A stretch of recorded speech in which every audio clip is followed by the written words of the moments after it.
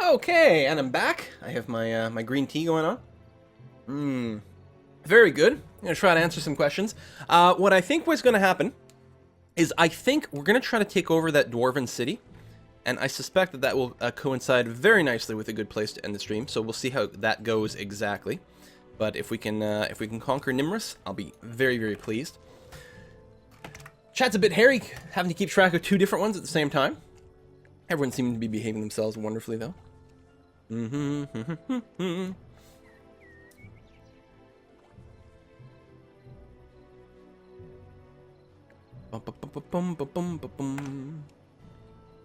Yeah, if there's anyone has any questions about the game, I mean, I know that there's apparently one of the developers is in the chat, and plenty of people have experience with this game, so hopefully people are able to answer any questions you may or may have.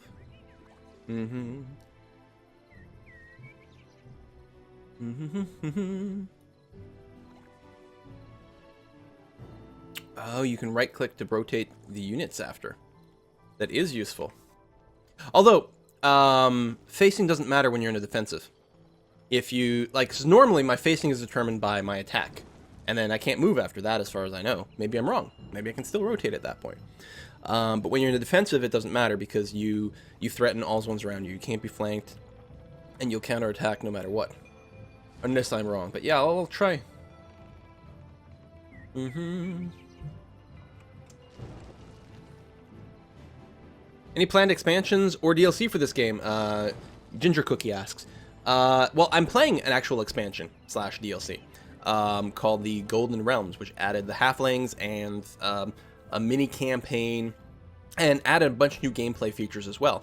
And they've already announced that the next expansion / DLC is going to introduce the Necromancer class, which I'm sure has people really, really excited. So that should be a good time.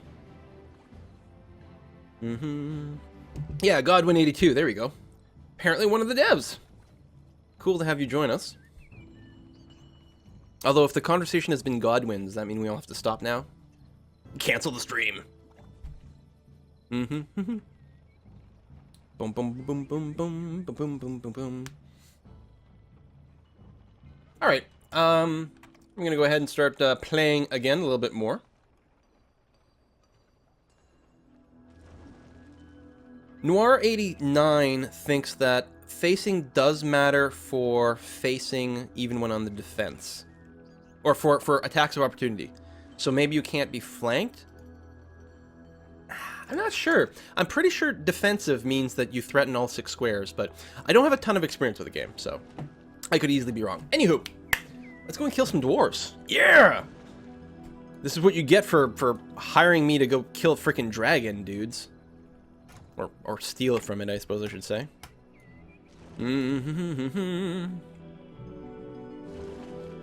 So one thing I don't know yet about this game is how much you should focus on actually expanding or not. You know, same thing that happens when every time you get a new version of Civ or something like that. It's like, should you expand aggressively? Should you expand early? Should you just make one city, like expand one time, then stop? I don't know. Yeah, anyway, let's found a city right over here. I like it. We're going to guard this bridge. This bridge is now ours. Deal with it. We're not going to get any special things inside our initial radius unless we clear this tomb of whatever. Hobtown. We're going to call this Twitchville. Bam. Alright, so it's going to take a little bit before it... right now it's just founding. In one turn it'll be a city, albeit a very small city. Our brewer is a bit damaged, but I think we're going to be okay to take this. No mercy! Manual combat. If we had some musketeers in here, like, especially with something like this, like a handful of tier 1 units, I would so just hit, like, auto battle. Range units are a lot more bulletproof than melee ones to be automated. So what's going on here? Great Immolation. Sustains the rich... Ow. Burning everything in the honor of the fire god. Immolates a random unit each combat round. Of course they would randomly pick one of mine, although I do have more, so... immolated units suffer 3 fire damage, -1 range strength, -400 morale, -1 defense, and -1 resistance for 2 turns. That's brutal! She's on fire! No wonder she's unhappy. Any spells we might want to start to throw out? Maybe. How hurt is she? which is only 12 down. So I think we don't need to harmonize energies yet, but I think what we may want to make sure to do is save ourselves our 20 mana to cast that. So I'm going to go ahead and cast the Starblades. Perhaps on Carcinel. And we're also going to go and give her the Feast. It's not normally the way I play with my leaders, but I expect a lot from Miss Carcinel, the Armless. And I'm going to move up here and then just enter defensive mode. Like that. So yeah, there's no way for me to rotate. And I mean, I guess I could have rotated first, but I don't think it matters. And there's probably about 300 people in chat telling me about how wrong I am right now, but I can only look over at chat so often. Now, do we want to move Imam? I don't want to expose her to too much trouble, because her defenses are really low because she's on fire. But if I do something like this, and then maybe do a range attack, I can get 2 shots over here and be in range. Oh, I can do more damage to the Flamer, probably because it has lower defense. Do we start going for the squishier guys first, or what is probably a slightly more difficult opponent first? I don't know. I like trimming things. Like, start with the weak stuff, get it like narrowed down as quickly as possible, and then just focus on the big bad at the end. And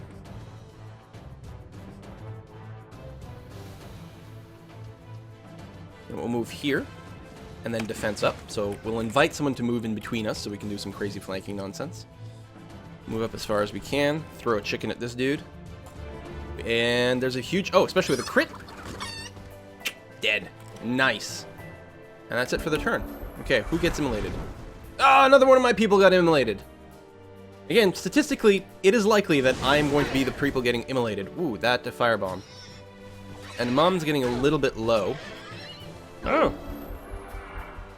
As is my halfling farmer. Now, the farmer is far less important. I could just go and, like, try to finish it, because then my people will be fine. We can easily kill the Nightmare this way. There's probably a lot of ways for me to kill the Nightmare. If I move to here, I can cleaver it. That seems like a good idea. Apparently my Brew Brother, because he's leveled up high enough, can dispel magic as well. Dispels all magical buffs and debuffs on the target, so that would get rid of the Immolate, but I think I'd rather just kill people. There we go. We can kill the Nightmare with a couple of cleavers. Excellent. Next, we can... we can't actually flank right now, but I could open that up. Yeah, there we go. Oh, this is a weak unit. Gonna be fine. Oh, we even got a crit. Blech. Okay. I'm probably being overly cautious with these fights, but I'm really trying to preserve every unit. Take every edge, every opportunity that I can get. But yeah, do we have a musketeer yet? Yes, we do. Grab this musketeer. Move it down, and meanwhile, our farmer, we're going to move one up here. I mean, he's been handy, he's leveled up, but we're going to try to bring up our general level of units here and ideally clear out that tomb. Meanwhile, alright, we got that. I thought there was something we could grab. Maybe I'm... Oh, it's way up here. Okay. Huh? Oh, you merged... Why do we have a Draconian Crusher here? What's going on? I'm confused. Alright. Oh, you're the ones that were escorting my my new city. I'm going to send you back as well. I mean, definitely want to keep a decent stack over here. One of the things you can do is have a high mobility unit on like a road between your two cities and just guard things that way. It would be really bad to lose my capital. Oh no, I have units in there right now. Oh! Just like that with neutral units. Okay, a few things going on. First of all, Twitchville is now a proper town. We're going to get it started off with a builder's hall, get some extra production going on in there. You'll notice we don't have much in the way of money. Now, I'm able to start building... No, I can't. The builder's hall is paused because we don't have enough money to construct it. So, I'm actually just going to have this city, just for now. All you're going to do is construct merchandise.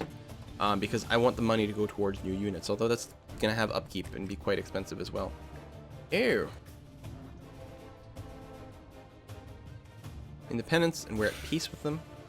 Alright, that's fine. This is my that. I won't have a leader in this army. What do we have? Scoundrels. Or just a bunch of scoundrels. They do have crossbows. I'd actually rather avoid that, on second thought.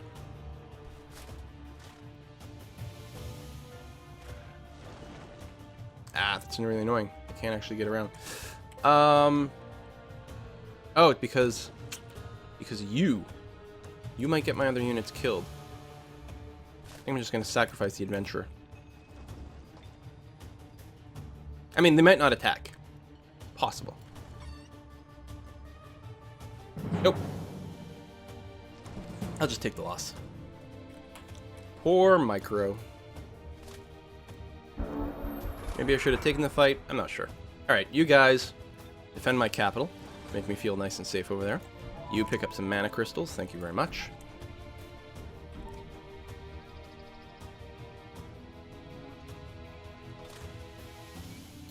You are to join up over here. Now, our first tier 2 unit. Let's find out what's in this. It's strong, which is not bad, because it goes, I think, strong, epic, legendary. Strong is very doable. It does have a troll, which is a tier 3 monster, and a dread baby spider, and a warg. The troll is the threat. We might lose some units, but I think we're going to be okay. Even if we lost heroes, it wouldn't be the end of the world. But if we can clear that out, we can get a lot of research, not to mention the morale boost in our new city.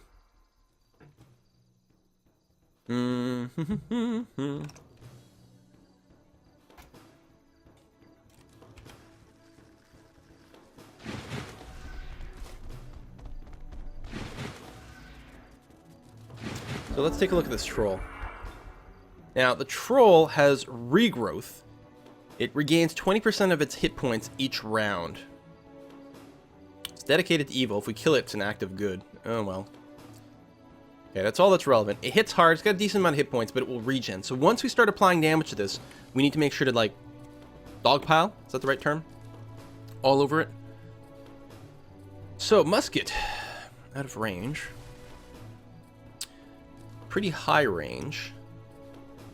Oh, and it's a single shot. Does it have to reload as well? It does. Wow, musketeers, man.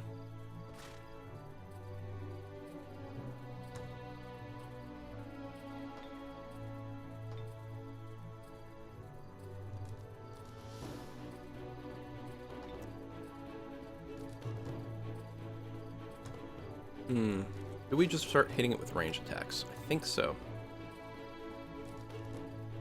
So this musketeer can move up further. Okay, yeah, we're just going to go ahead and hit it with everything we've got. Starting with the magic fist and the troll. We're going to try to kill it in one round. So the musketeer only gets one shot no matter what, so doesn't actually matter what color we get left in. We just want to make sure we're not out of range. There we go. 21 to 31. 27 damage. I will take it. Miss Carsnell, can you finish off the troll?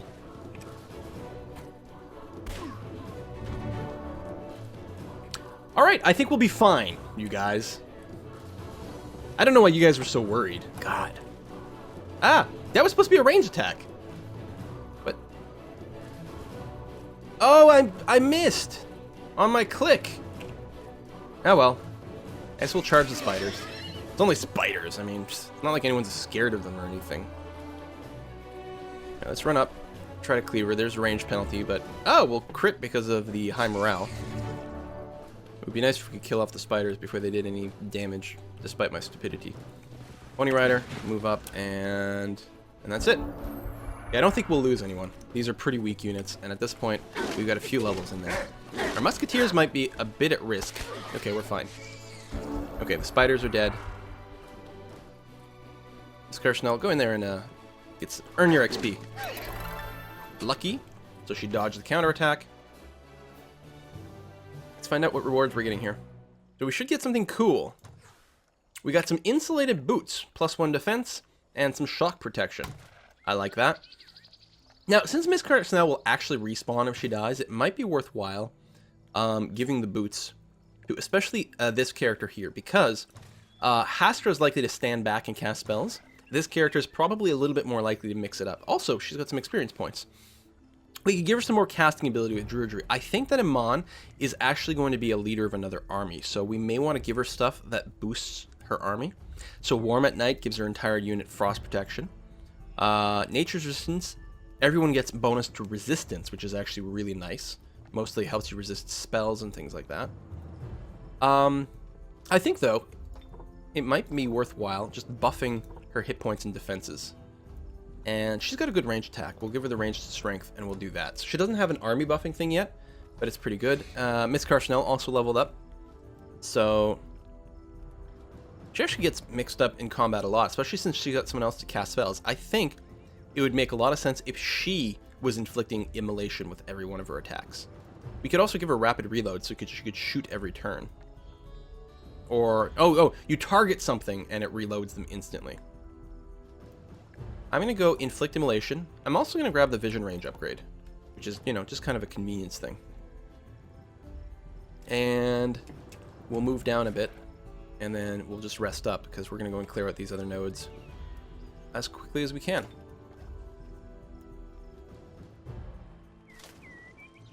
Another Musketeer.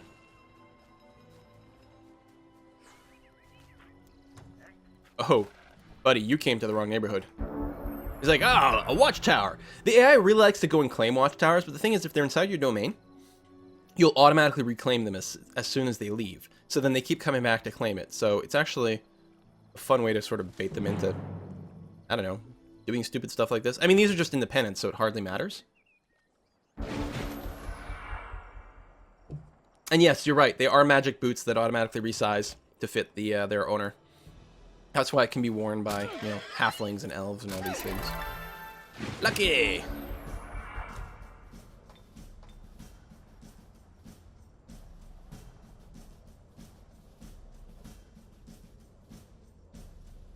So this is both melee and range attacks, which is pretty damn handy. Alright, Ms. Carshnell. You actually might one-shot these guys on a charge. Go ahead and do that. We'll save your musket. Oh, they luckied out of it. Son of a... I don't like fighting against halflings. Alright, scooch up to here. They only have 10% lucky. They have 10% lucky and they luckied twice. Are you kidding me? Are you for serious right now? Gotta stop at least 2 tiles away here. Because otherwise they could step up by 1 and then swing 3 times. This way they'd have to step up 2, and then they'd only be able to swing twice, which is nice. I'm gonna go ahead and feed up this halfling pony rider. Which leaves Iman over here.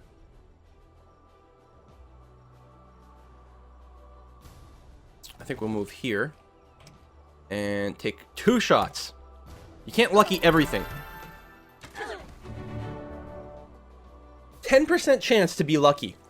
Has luckied 3 out of 4. So 75% success rate on a 10% success rate. Sure. Alright. Game's out to get me. Doesn't like this halfling on halfling combat. Oof. Not quite dead, but nearly dead. One of you... Oh! Oh, Hastra is netted. Hastra's got the heal, which was going to keep my Musketeer alive. I guess I'm just going to move back with the Musketeer. It'll give it cover, so if these guys can shoot again, they shouldn't be able to do anything there. I'm incredibly annoyed, though. Alright, we should be able to finish this one off with the bow. Oh, especially with a crit. And it'll crit every shot. Lucky! Okay, there we go. Crit, dead. Then we're going to charge this fool and hit him twice. Alright. Not lucky all the time, are you? You go in defense up. You will get a flank. It won't be a charge, but you will flank and get 3 attacks. Although only the first one will be flanking. Both units leveled up, which is interesting. And that's the combat. Okay.